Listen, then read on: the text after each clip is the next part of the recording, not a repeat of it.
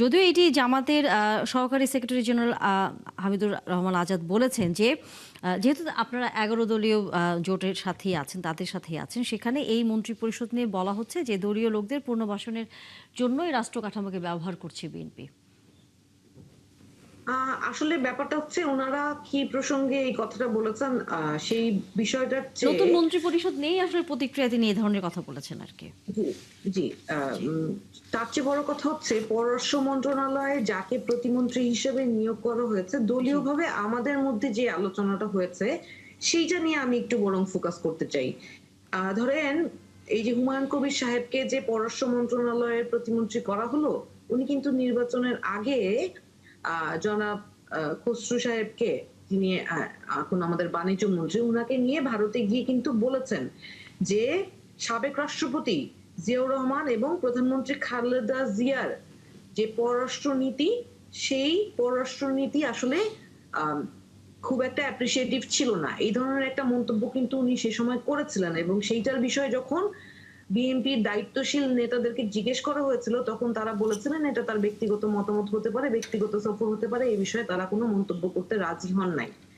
তো আমরা তো ছোটবেলা থেকে জেনে এসেছি যে ভারত এবং বাংলাদেশ প্রশ্নে বেগম খালেদা জিয়া সবসময় আপোষহীন ছিলেন এবং সেই জায়গায় উনি নিজের সম্মানের জায়গাটা সবসময় সমুন্নত রেখেছেন এবং উনি ভারতের সাথে ওই নতজানু রাজনীতিটা কখনোই করতে রাজি হন নাই বলেই অনেকদিন হয়তো তাকে ক্ষমতার বাইরেও থাকতে হয়েছিল।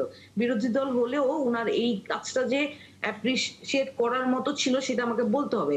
তো সেই জায়গায় এমন একজনকে আ পররাষ্ট্র মন্ত্রণালয়ের প্রতিমন্ত্রী করা হলো, যিনি খুদ বেগম খালেদা জিয়া এবং শহীদ রাষ্ট্রপতি জিয়াউর রহমানের অবদানকে এবং ভূমিকাকে একটা প্রশ্নের মুখে ফেলে দিয়ে এসেছিলেন নির্বাচনের আগে। এইটা নিয়ে এনসিপির প্রশ্ন আছে। তো ওইটা নিয়ে আমরা আসলে একটা ব্যাখ্যা চাই যে তাহলে যিনি বিএনপির প্রতিষ্ঠাতা, বিএনপির আসলে সবচেয়ে খারাপ সময় সারা দেশের মানুষকে যিনি ধরে রাখলেন, তাদেরকে নিয়ে এই ধরনের মন্তব্য যিনি করেন তাকে কি হিসেবে বিএনপি দায়িত্ব দিল, সেটা তো আসলে প্রশ্ন থেকেই যায়। আবার আ একই সাথে যেই প্রশ্নটা আমি করেছি সেইটাও আমাদের দলীয় আলোচনার একটা অংশ।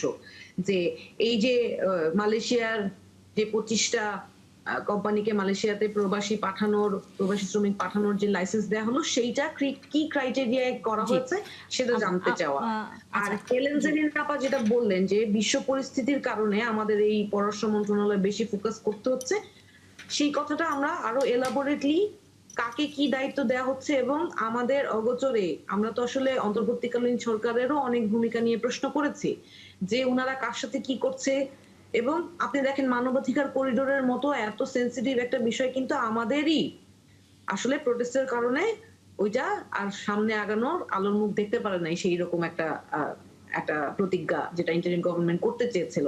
তো এই একই সাথে আমরা এই সরকারের কাছে অনুরোধ করব যে কোথায় কি ভূমিকা নিচ্ছেন এইটা বাংলাদেশের মানুষকে কোনোভাবেই ধোঁয়াশার মধ্যে রাখা যাবে না। বাংলাদেশের মানুষের কাছে এই জিনিসটা উন্মুক্ত করতে হবে। এই যে ধরেন শেখ হাসিনা সরকার বারবার যেভাবে ভারতের কাছে আসলে মাথা নত করেছে এবং বাংলাদেশের স্বার্থ বিরোধী কাজ করেছে, সেই কারণেই কিন্তু শেখ হাসিনাকে চলে যেতে হয়েছে। আমরা এই মুহূর্তে আ যেই স্টেটমেন্টটা আমরা পররাষ্ট্র মন্ত্রণালয় থেকে দেখেছি, সেই স্টেটমেন্টের মধ্যে কিন্তু কোথাও লিখা নাই যে আ ভারত থেকে শেখ হাসিনা এবং হাদির হত্যাকারীকে ফেরত না দেয়া পর্যন্ত আমার প্রধানমন্ত্রী ভারতে যাবেন না। আমরা কিন্তু আশা করেছিলাম যে এটাও স্পষ্ট করা হবে। কিন্তু এই ধরনের কোন কিন্তু মন্তব্য আমরা বাংলাদেশের পক্ষ দেখতে থেকে তো বলা হয়েছে যে অনুকূল পরিবেশ যদি ভারত তৈরি করতে পারে তাহলে বাংলাদেশ মাননীয় প্রধানমন্ত্রী এই সফর নিয়ে হয়তো চিন্তা ভাবনা করবেন বা আলোচনার সামনে এগোতে পারে। কিন্তু অনুকূল পরিবেশের প্রথম শর্ত কি?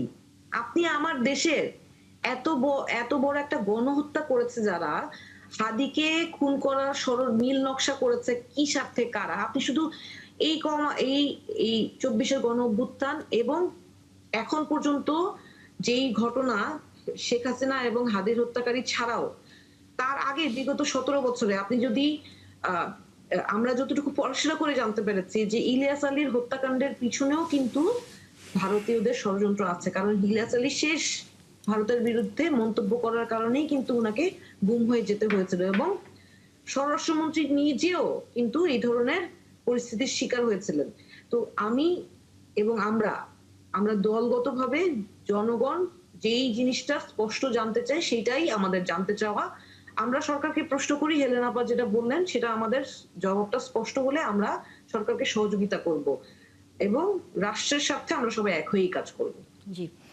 হেলেন জেরিন খান, একই সাথে আরেকটি প্রশ্ন একটু করে রাখি, সেটাই হচ্ছে যে জামাত ইসলামের একজন সাবেক সংসদ সদস্য মিয়া গোলাম পরোয়ার তিনি বলছেন যেসব সরকারি দলের এমপিরা বিরোধী দলকে নানা রকম কটূক্তি করে বা নানা ধরনের আজে বাজে কথা বলে তাদেরকে অনেকটা পুরস্কৃত করেছে এই মন্ত্রিসভায় যুক্ত করে হচ্ছে বর্তমান সরকার। প্রথমত বিএনপির পক্ষ থেকে কিন্তু কেউ কটূক্তি করুক এটা কখনোই মানে কেউ কটূক্তি করেছে, দু চারজন করেছে, যারা করেছে তাদের বিরুদ্ধে কিন্তু শাস্তিমূলক ব্যবস্থা করা হয়েছে। তারা আমার মনে হয় যে মন্ত্রিপরিষদে কিংবা তাদের মধ্যে অনেকে নির্বাচনই করে নাই। আপনি যেমন ফর এক্সাম্পল আপনি জানেন যে আমাদের অত্যন্ত শ্রদ্ধাভাজন ব্যক্তিত্ব, আমার একদম সরাসরি ডাইরেক্ট নেতা, এত বর্ষিয়ান নেতা, এত বেশি গণতন্ত্রকামী একজন ছাত্রদল নেতা শামসুজ্জামান দুদু ভাই, এত প্রবীণ নেতা, কিন্তু তাতে সে একটা বেফাস বক্তব্য দিয়েছিলেন, কিন্তু সাথে সাথে দল কিন্তু এটা কিন্তু নিন্দা জানিয়েছে এবং তার ব্যাপারেও কিন্তু শাস্তিমূলক ব্যবস্থা নিয়ে আসা হয়েছে। তো এরকম আমাদের যা দুই একজন দিয়েছে আমি জানি যে তা দলের পক্ষ থেকে কিন্তু সাময়িক হলেও তাদের বিরুদ্ধে নিন্দা জানিয়েছে, কিন্তু সাময়িকভাবে তিরস্কার করা হয়েছে এই ধরনের কিন্তু, এবং তাদেরকে তো পুরস্কৃত করার কোনো প্রশ্নই আসে না, যেখানে মাননীয় প্রধানমন্ত্রী নিজেই কিন্তু একটা মূল্যবোধের মানে বাংলাদেশের সব কিছু প্রায় ধ্বংস, প্রায় সবচেয়ে বেশি যেটা মানে ধ্বংসের মুখে পড়েছে সেটা কিন্তু বাংলাদেশের মানুষের মূল্যবোধ বলতে চিন্তা চেতনা চলন বলন সব কিছুতে এই জায়গাটা কিন্তু সবার আগে মাননীয় প্রধানমন্ত্রী নিয়ে আসতে চাচ্ছেন। সেই কারণে মাননীয় প্রধানমন্ত্রী ধরেন বিএনপির কোনো নেতা কর্মী সমর্থক কেউ কোনো ধরনের উগ্র কথাবার্তা বলুক, এটা আমরা আসলে ডে ওয়ান থেকে, আমরা যেদিন থেকে রাজনীতিতে এসেছি আমরা কিন্তু সবসময় আমাদের দলের একদম সিনিয়র নেতৃবৃন্দের কাছ থেকে একটাই বক্তব্য শুনতাম, মানে একটাই দিক নির্দেশনা যে কখনো সিনিয়রদের অবমাননা করে, সে যে দলেরই হোক তাদেরকে সম্মান করে করতে হবে, তোমরা গঠনমূলক সমালোচনা করো। এইটা কিন্তু বিএনপির, এটা আমাদের শহীদ রাষ্ট্রপতি জিয়াউর রহমান বলেন, দেশনেত্রী বেগম খালেদা জিয়া বলেন এবং মাননীয় প্রধানমন্ত্রী জনাব তারেক রহমান বলেন, তাদের ব্যক্তিগত আচরণ থেকেই কিন্তু এই জাতি সেটা দেখতে পাচ্ছে। আর আমরা সেই দলের একজন কর্মী হিসেবে আমরা সকলেই কিন্তু আমাদের সর্বোচ্চ নেতা নেত্রীদের কিন্তু ফলো করার চেষ্টা করি। আমি ওই জায়গাটা গেল, গোলাম পরোয়ার সাহেব কি বললেন এটা আসলে কতটা গ্রহণযোগ্য আমি এই জায়গায় আর কিছু তেমন কিছু বলতে চাই না, এটা জাতির কাছেই ছেড়ে দিলাম। আর দ্বিতীয়ত হলো যে হুমায়রা নূর যে কয়টা বিষয় নিয়ে আসছে, প্রথমত এটা হুমায়রা নূরের সাথে আমি সম্পূর্ণভাবে একমত। শহীদ রাষ্ট্রপতি জিয়াউর রহমান, দেশনেত্রী বেগম খালেদা জিয়া, অর্থাৎ জাতীয়তাবাদী দলটাই আপনি সৃষ্টি হয়েছিল কিংবা জাতীয়তাবাদী দলের এই যে দুইজন একদম প্রতিষ্ঠাতা এবং আমাদের আপসীন নেত্রী বেগম খালেদা জিয়া, তাদের যে রাজনীতি সেটা কিন্তু ওই রাজনীতিটাই এই জাতি দেখেছে। তারা কিন্তু দলের প্রশ্নে, এখন আমাদের মাননীয় প্রধানমন্ত্রীর মেইন স্লোগান হচ্ছে সবার আগে বাংলাদেশ। আমার মনে হয় এই স্লোগানটা শহীদ রাষ্ট্রপতি জিয়াউর রহমানও দিয়েছেন, খালেদা জিয়াও দিয়েছেন। কাজেই এই সবার আগে বাংলাদেশ এই নীতিতে কিন্তু হুমায়রা নূর যেটা বলেছে যে আমাদের মাননীয় সদ্য যে প্রতিমন্ত্রী হলেন হুমায়ুন কবির ভাই, তো তার সম্পর্কে বলেছে, আমি জানি না কোথায় সে, আমি দেখি নাই, আমার কাছে এরকম কোনো প্রমাণও নাই। তবে আমি বলবো যে হুমায়ুন কবির সাহেব যখন আমাদের মাননীয় প্রধানমন্ত্রী লন্ডনে ছিলেন সেই সময় তার পার্সোনাল যে পররাষ্ট্র বিষয়ে সেটা কিন্তু তিনি এই কর্ম যে পরিকল্পনা ছিল সেগুলা কিন্তু তিনি ওই জায়গাটা মানে লন্ডন ভিত্তিক তিনি কিন্তু পরিচালনা করতেন। তার পরবর্তীতে তাকে তো আন্তর্জাতিক বিষয়ে তাকে একটা দায়িত্ব দেওয়া হয়েছিল। কাজেই তিনি কিন্তু সততার সহিত নিষ্ঠার সহিত দীর্ঘ বছর যাবৎ মাননীয় প্রধানমন্ত্রীর সাথে এক হয়ে তিনি কাজ করেছেন এবং সেই যোগ্যতার ভিত্তিতে, সেই মানে দক্ষতার ভিত্তিতে কিংবা সেই একনিষ্ঠতার ভিত্তিতেই তাকে কিন্তু এই প্রতিমন্ত্রীর দায়িত্বটা দেওয়া হয়েছে। কাজে আমি জানি না হুমায়রা নূর কোথায় এই বিষয়টা পেয়েছেন, তবে আমরা যতদূর জানি তিনি খুবই যোগ্য, দক্ষ এবং নিষ্ঠার সহিত এই দলের দায়িত্ব পালন করে যাচ্ছেন। এটা একটা। আর একটা হলো যে মালয়েশিয়ার বিষয়ে যেটা বলেছেন, দেখেন মালয়েশিয়ার সাথে যেটা আমি বলতে চাই যে দীর্ঘ বছর যাবৎ মালয়েশিয়ার সাথে বিএনপির কিন্তু একটা পার্সোনাল একটা দেশনেত্রী বেগম খালেদা জিয়ার সাথে একটা আছে না পার্সন টু পার্সনের যে রিলেশন, সেটা শহীদ রাষ্ট্রপতি জিয়াউর রহমানের সাথে যেমন আমরা জানি যে মিডল ইস্টের সাথে একটা আত্মার সম্পর্ক ছিল, সেটা কিন্তু কন্টিনিউ করে গিয়েছেন দেশনেত্রী বেগম খালেদা জিয়া। তারই ধারাবাহিকতায় আপনাদের মনে আছে কিনা যে আমাদের সিনিয়র যুগ্ম মহাসচিব যখন আজকের প্রধানমন্ত্রী ছিলেন সে 2001-এ, সেই সময় কিন্তু তিনি কয়েকবার মালয়েশিয়া গিয়েছিলেন এবং তার এই মালয়েশিয়াকে কেন্দ্র করে কিন্তু নানা রকমের প্রোপাগান্ডা করা হয়েছিল।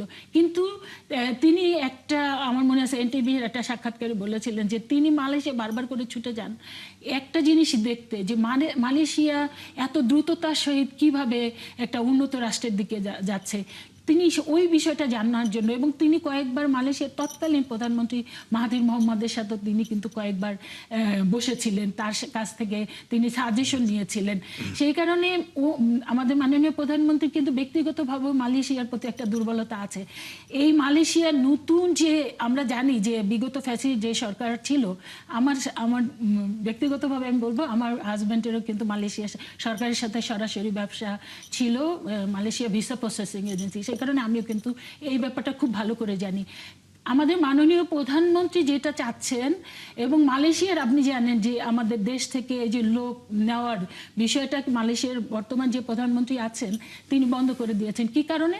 কারণ এখানে যেটা হচ্ছিল একটা অন্যায় কাজ হচ্ছিল, সেটা যে শ্রীলঙ্কা থেকে নেপাল থেকে এইসব জায়গা থেকে যেই অর্থে ওখানে লোক যেত তার দ্বিগুণ তিনগুণ মানে টাকা খরচ করে মালয়েশিয়ায় আমাদের লোক যেতে হতো। এই যে অন্যায় অর্থ লেনদেন হতো, এটা মালয়েশিয়ার জনগণের সাথেও কিন্তু এই যে ক্রাইম কাজটা হতো। সেই কারণে সে কিন্তু এই যে বাংলাদেশ থেকে লোক নেওয়া বন্ধ করে দিয়েছিলেন। এইটারই নতুন দ্বার উন্মুক্ত করছেন মাননীয় প্রধানমন্ত্রী। এবং তিনি যতটা, আমার বিশ্বাস, যতটা স্বচ্ছতার সহিত করা যায় সেই কারণে তিনি স্বল্প সংখ্যক নিয়ে আসছেন, যাতে এই জায়গায় কোনো রকমের কেউ অন্যায় এবং অবৈধ এবং দুর্নীতির কোনো আশ্রয় প্রশ্রয় নিয়ে জনগণকে আবারও ভোগান্তির শিকার করতে না হয়। অর্থাৎ যে অর্থ দিয়ে মালয়েশিয়া যাওয়া, এখানে 3 লাখ থেকে 3.5 লাখ টাকা হয়তো বা খরচ, সর্বোচ্চ 4 লাখ টাকা খরচ হতে পারে। সেখানে দেখা গিয়েছে ওই সময় 7 লাখ 8 লাখ কোথাও 11-12 লক্ষ টাকা খরচ করে কিন্তু মালয়েশিয়া যেতে হতো। তো সেইটা যেতে না হয়, আমার মনে হয় এই ধরনের কোনো পরিকল্পনা আছে। তবে এই ব্যাপারে আমি একেবারেই ক্লিয়ার ভাবে আমি ঠিক জানি না। ঝুমাইরা যেহেতু প্রশ্ন করেছে, আমার মনে হয় আমাদের সরকারে যারা আছেন, এই দায়িত্বে যারা আছেন, নিশ্চয়ই সেটা কিন্তু যে 25টি এজেন্সিকে আসলে সরকার বেছে নিয়েছে, তারা কেমন করে এই কাজটি করবেন বা পেল, সেটা নিয়ে আসলে প্রশ্নটি আমার মনে হয় এটা নিয়ে গবেষণা করা হয়েছে, এটা নিয়ে পর্যালোচনা করার ভিত্তিতেই এই কাজটি করা হয়েছে, এটা আমার দৃঢ় বিশ্বাস। এবং এই জায়গায় কোনো রকমের অস্বচ্ছতা আমার মনে হয় না মাননীয় প্রধানমন্ত্রী এটাকে কোনো রকম প্রশ্রয় দিবেন। কারণ তিনি ব্যক্তিগতভাবেও বাংলাদেশের, কারণ তার কিন্তু কমিটমেন্ট আছে আগামীতে 1 কোটি জনগণকে 1 বছরে তিনি বেকার সমস্যার সমাধান করেন, মানে কর্মসংস্থানের ব্যবস্থা করে দিবেন। কাজেই এইটা কিন্তু আমরা যে ম্যানিফেস্টো দিয়েছি সেখানে এইটা কিন্তু আমাদের ম্যানিফেস্টোতে আছে। কাজেই সেই 1 বছরের মধ্যে আমরা 1 কোটি জনগণের যে কর্মসংস্থানের ব্যবস্থাটা সেটা আমরা নিশ্চিত করতে চাই। কাজেই এখানে আমার মনে হয় হুমায়ুনুররা অবশ্যই প্রশ্ন করবে, এই প্রশ্নগুলো চলতেই থাকবে। এবং এই প্রশ্নের ভিতরে আমাদের কেউ যদি অসৎ উদ্দেশ্য থাকে তারা কিন্তু সাবধান হয়ে যাবে। আমি মনে করি বিরোধী দলের এই ধরনের গঠনমূলক পর্যালোচনা, যেটা এই যে জামাত ইসলামের একজন মানে নেতা দিয়েছেন যে বিএনপির দলীয় লোকজনদেরকে আরো বেশি সুযোগ সুবিধা দেওয়ার জন্য মন্ত্রী পরিষদ বাড়ানো হয়েছে, এটা একটা হাস্যকর বিষয়। কারণ কি সুযোগ সুবিধা, একজন মন্ত্রীর আর কতই বা সুযোগ সুবিধা হতে পারে। আমার মনে হয় এই ধরনের চিন্তা ভাবনা না করে, যদি এটা বলতে পারে, যদি কোনো মন্ত্রী কোনো দুর্নীতির আশ্রয় নেয়, কোনো মন্ত্রী যদি ব্যর্থতার মানে পরিচয় দেয়, সেই জায়গায় অবশ্যই তারা সমালোচনা করবে, সেটা আমরা গ্রহণ করব। জি, আবুল রুস্তম, আপনার কাছে কি মনে হয় যে সরকার অ্যাড করতে চাই কাইন্ডলি? জি, আপা, আপনি বলছিলেন যে আপনি হয়তো জানেন না, তাই আমি জাস্ট আপনাকে জানার জন্য, আপনি দলীয় ফোরামে যাতে এই প্রশ্নটা করতে পারেন এই জন্য আমি আপনাকে হুমায়ুন কবির সাহেবের যে স্পেসিফিক বয়ানটা সেটা উল্লেখ করতে চাই। সেটা হচ্ছে উনি বলেছেন যে আহ, ভারতে যখন গিয়েছিলেন উনি বলেছেন পিছনে ফিরে তাকানোর পরিবর্তে আমাদের সামনে এগিয়ে যাওয়া প্রয়োজন। ৮০-৯০ দশকের রাজনীতি এখন বিলুপ্ত হয়ে গিয়েছে। তারেক রহমান চান আমরা ভারতের সাথে যুক্ত হই। এখন উভয় দেশের তরুণ জনগোষ্ঠী আমাদের প্রধান অগ্রাধিকার। বিএনপি সরকারের বিগত আমলগুলোতে ভারত ও বাংলাদেশের খারাপ সম্পর্কের নীতিকে তিনি ভুল ও বোকামি বলে মন্তব্য করেছেন। একই সাথে আমরা ৭১ বিজনেসে একটা প্রতিবেদন দেখতে পেয়েছি যে গ্রামের রাস্তা সংস্কারের জন্য কোটি টাকার কম্পিউটার কেনা হচ্ছে। রাস্তা সংস্কারের সাথে কম্পিউটারের কি সম্পর্ক যদিও জানি না। আবার সেই বালিশকান্ডের মতো কালভার্ট মেরামতের জন্য একনেকে পাশ হয়েছে ভুতুরে ব্যয়ের বিল। আবার প্রতি কিলোমিটার নির্মাণে ৮০ লক্ষ টাকা ব্যয় নির্ধারণ করা হয়েছে, যেই ব্যয় দিয়ে আসলে একেবারে মহাসড়কই তৈরি করা যায়। তো এটা উল্লেখ করলাম এই জন্য যে আপনি যে বলছিলেন যে মালয়েশিয়ায় পাঠানোর জন্য যেই অতিরিক্ত অর্থ দিতে হতো এবং সেটা যাতে বন্ধ করা হয় এই জন্য এই প্রতিষ্ঠানগুলোকে যাচাই বাছাই করে নেওয়া হয়েছে। যাচাই বাছাইয়ের ক্রাইটেরিয়া কি ছিল সেটা আমরা জানতে চাই। তারাও কি কোনোভাবে কোনো আর্থিক সুবিধা দিয়ে এই লাইসেন্স গুলো অ্যাভেল করেছে কিনা এবং তাদের অভিজ্ঞতা কি সেটা জনগণের সামনে স্পষ্ট করতেই হবে। কারণ বিভিন্ন জায়গায় কিন্তু আমরা দেখতে পাচ্ছি যে অভিজ্ঞতাহীন লোকেরা অনেক জায়গায় সুবিধা পাচ্ছেন এবং সেই জায়গায় এটা জানতে হবে, না হলে তারা কিন্তু আবার এইভাবে ওই যে বালিশকান্ডের মতো যেভাবে ভুতুরে কালভার্টের বিল পাস হচ্ছে সেইভাবে একইভাবে মালয়েশিয়াতে যাওয়ার জন্য প্রবাসীরাও ভোগান্তির শিকার আবারও হবেন। আচ্ছা একই আমি সাথে আচ্ছা ঠিক আছে, শেষ হয়েছে, আমি একটু বলি। ভাই বসে আছেন, আমি আসলে সরি, ঠিক আছে, আমি এই জি, জায়গায় একটু বলেন। প্রশ্ন দিতে চাই। প্রথমত যে এই যে হুমায়ুন ভাই সম্পর্কে যে কমেন্টটা করলো, দেখেন আমরা কিন্তু ভুলে যাই নাই বিএনপি যখন বিশেষ করে এই গণ অভ্যুত্থানের পরপরই বিএনপির বিরুদ্ধে কিন্তু মারাত্মক ট্যাগ লাগানো হয়েছিল। সেটা কি, যে বিএনপি ভারতের সাথে মিশে গিয়েছে, বিএনপি আওয়ামী লীগকে ফিরিয়ে আনার চেষ্টা করছে, বিএনপি তো এখন আওয়ামী লীগের আর একটা প্রতিচ্ছবি, তো ভারতের সাথে নাকে খত দিয়ে আমাদের মাননীয় প্রধানমন্ত্রী দেশে ফিরেছেন, দাসখত দিয়ে এসেছেন। হেন কোনো বিষয় নাই যে ভারতকে সাথে নিয়ে, সেটা কিন্তু আমরা এনসিপির পক্ষ থেকেও নানা সময় নানা বক্তব্য প্রমাণ হলো। তো এটা কিন্তু মানে বিএনপি কখনোই, বিএনপি আমাদের আমাদের সবচেয়ে গর্বের জায়গা হলো ওইটা যে বিএনপি, ওই যে আমাদের মাননীয় প্রধানমন্ত্রী বলছেন না বাংলাদেশ ফার্স্ট, এই নীতিতে বিএনপি সবসময় চলেছে, আজীবন চলবে। বিএনপি কখনো কারো সাথে নাকে খত দিয়ে কোনোদিন রাজনীতি করে নাই অতীত দিনে, আগামীতেও করবে না। আর এই যে হুমায়ুন কবির সাহেবের কথা বলা হলো, এইটা আমি জানি না যে এটা ওই ধরনেরই কোনো অপপ্রচার কিনা কিংবা কোনো এই কিনা, কারণ হুমায়ুন কবির সাহেব এই ধরনের কথা এটা বলতে পারে যে ধরেন আজ থেকে ৩০ বছর আগে কিংবা ৪০ বছর আগে যে রাজনীতি, সেই রাজনীতিটা তো অবশ্যই চেঞ্জ হবে। আজ থেকে ৪০ বছর আগে যে পররাষ্ট্রনীতি, সেটা তো এখন চেঞ্জ হতে হবে। কারণ সেই ৪০ বছর আগের পররাষ্ট্রনীতিটা কি ছিল? পররাষ্ট্রনীতিটা কিন্তু খুব কাছাকাছি কয়েকটি দেশের সাথে ছিল। এখন কিন্তু সারা পৃথিবীর, আপনি এখান থেকে শুরু করে আপনি সেই সাউথ আফ্রিকার একটা দেশেও যদি কোনো ঘটনা সংঘটিত হয়, সেটার আজ কিন্তু আপনার বাংলাদেশে এসে পড়ে যায় একেবারে একই সময়। তো কাজেই এই সেই সময়ের পররাষ্ট্রনীতি আর এখনকার পররাষ্ট্রনীতির তো কিছু চেঞ্জিং আসবে। এটাতে এখানে তো নতুন করে আমি বলি যে এটা নতুন করে বলার কিছু নাই। আরেকটা হলো যে মালয়েশিয়ার কথাটা বলছেন, আমি মালয়েশিয়া, হ্যাঁ তারা প্রশ্ন রাখতেই পারে। আর দেখেন এই ৬ মাসের মধ্যে কিন্তু একটা জিনিস প্রমাণ হয়েছে, যেটা হলো বিএনপি বলতে পারে ওদের পক্ষ থেকে বলা হয়, কিংবা এটাও সত্য যে এই ৬ মাসের মধ্যে আমাদের দলীয়ভাবে অনেককে বিভিন্ন জায়গায় দেওয়া হয়েছে। এটার কারণ কি জানেন?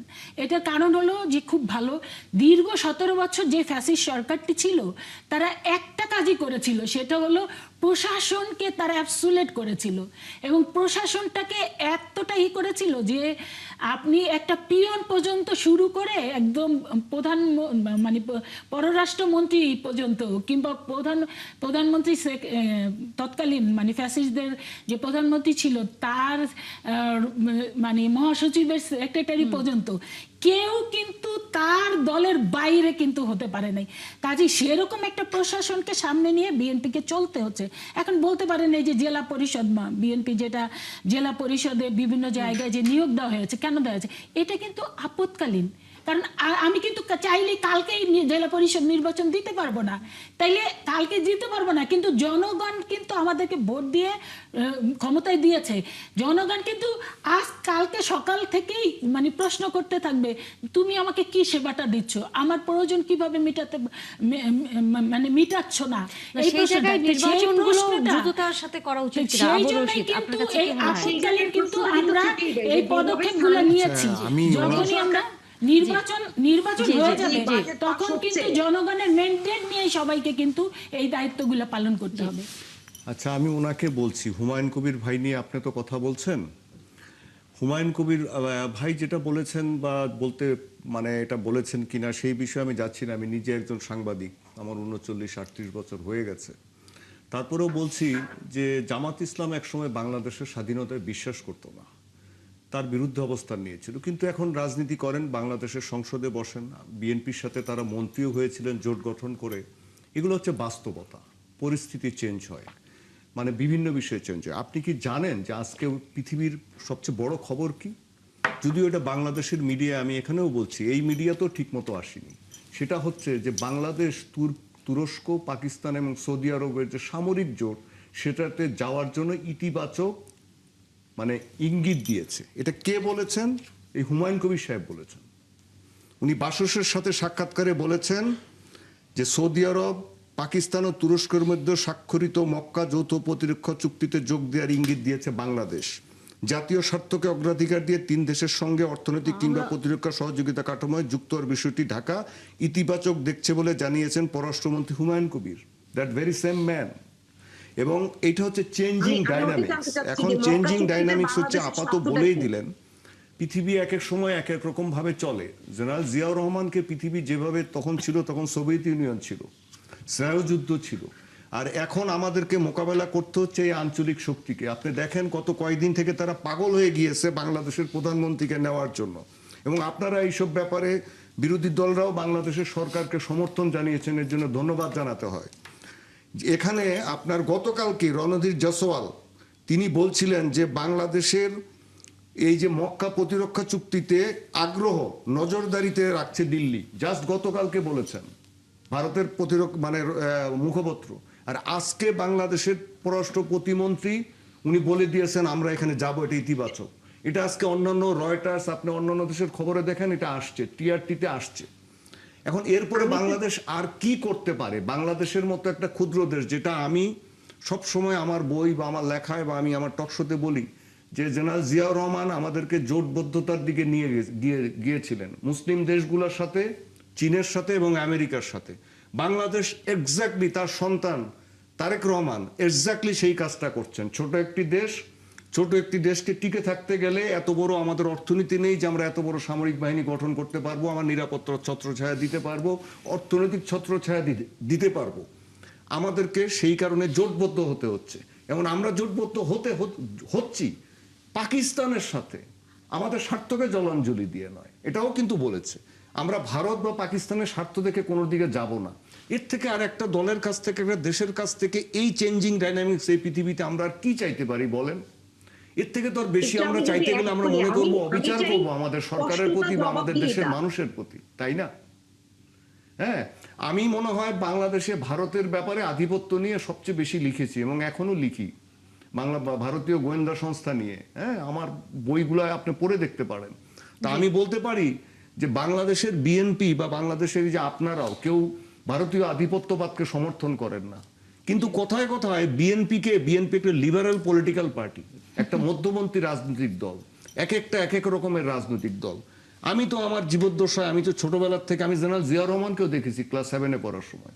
আমি তো বলছি যে এই পর্যন্ত তো কাউকে আমি দেখিনি যে তারা বাংলাদেশের স্বার্থকে জলাঞ্জলি দিয়েছেন, পররাষ্ট্রনীতির ক্ষেত্রে অন্তত পক্ষে। কিন্তু আমি বলছি তারা অদক্ষ, এটা আমি বলছি।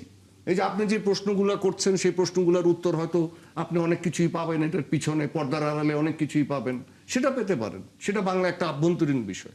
কিন্তু আন্তর্জাতিক পর্যায়ে এর থেকে বাংলাদেশের সামনে ভালো অপশন আমাদের দেশে, এই সাহসী অপশন কে নিয়েছে আজ পর্যন্ত? সাহসটা পেয়েছে কে আমাকে বলেন?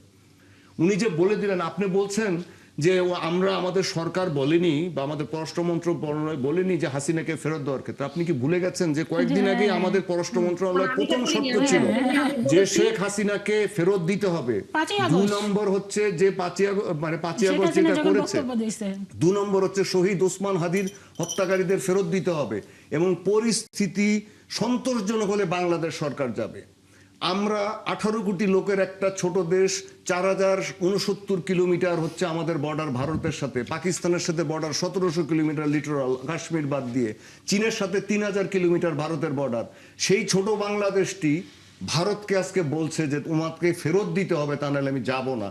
ওসমান হাদি হত্যাকারীকে ফেরত দিতে হবে, নাহলে আমি যাব না। এইটুকু ক্রেডিট অন্তত পক্ষে দেয়া দরকার বাংলাদেশ সরকারকে। আপনারাও এটাতে সমর্থন করেছেন আমি জানি, কিন্তু ধরেন কিছু কিছু হাইট তোলা আমাদের জাতীয় স্বার্থের জন্য একটু ক্ষতিকর হয়ে দাঁড়ায়। আপনারা এই যে বিএনপির ওনারা বসে আছেন না, ওনাদেরকে এই যে অনেক বিষয়ে, যেমন চাঁদাবাজির বিষয় আছে, ঢাকা বা অন্যান্য জায়গায় এত যে ব্যাটারি চালিত রিক্সা, হকার, এগুলো চাঁদা কোথায় যায়, তারপরে অন্যান্য যে ব্যবসা বাণিজ্যের যে বিভিন্ন কন্ট্রাক্ট হয় সেগুলোতে কি হয়, সেগুলো নিয়ে ওনাদের চামড়া ছিলে ফেলেন, কিছু যায় আসে না, সেটা ওনারা জবাব দিবেন জনগণের সামনে। কিন্তু আমাদের এই সমস্ত বিষয়গুলোতে হাইট তোলা আমার মনে হয় বন্ধ করতে হবে জাতীয় স্বার্থে। তার কারণ আমাদেরকে অনেক প্রতিরোধ, অনেক প্রতিকূলতা মোকাবেলা করতে হবে। ভারতের মতো এত বড় একটা দেশকে আমাদের মোকাবেলা করতে হচ্ছে, এটা কিন্তু যাচ্ছে মানে এবং চারটিখানি সেই কথা না। জায়গায় যেহেতু এখন পর্যন্ত বলা যায় যে ভারত সফর আপাতত মাননীয় প্রধানমন্ত্রীর পুরোপুরি আসলে এখনো নির্ধারিত হয়নি, কারণ বাংলাদেশের শর্তের কারণেই আসলে বিষয়টি নিয়ে আলোচনার পর্যায়ে রয়েছে। সামনের দিনগুলোতে আমরা এই বিষয়ে কি ধরনের পদক্ষেপ নিতে যাচ্ছি আলোচনা আমরা করতেই চাই, তবে সেটি বিরতির পর।